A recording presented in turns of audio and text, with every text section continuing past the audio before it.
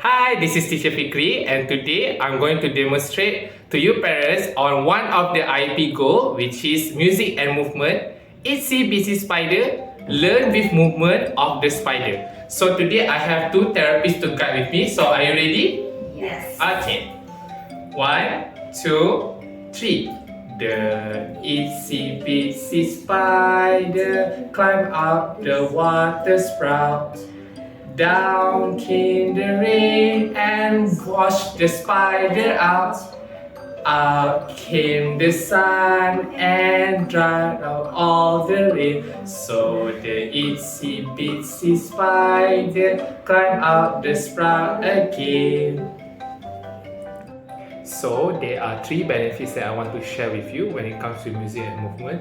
The first one is to improve motor planning. As you can see that in order for them to have a better motor planning, it starts from the very basic things like able to plan to move fingers to alternate, and when they can be better in terms of motor planning, other daily life routines just like running, kicking ball, or putting on off button is easier because they know how to plan. So the second one is to understand cue in terms of timing. So as you can see that you not simply doing the movement of the sudden, you need to understand when is the right time for them to start move the spider and then stop and then change to other movement. So this helps them to understand cue better, and also for them to learn about time management.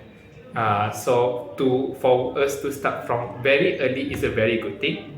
And then last but not least, for them to able to improve memorization and sequence. Of course, in anything in our daily life routine, there's sequence and memorization. If you don't understand sequence, how can the child able to take spoons and eat rice? There's a sequence: grab,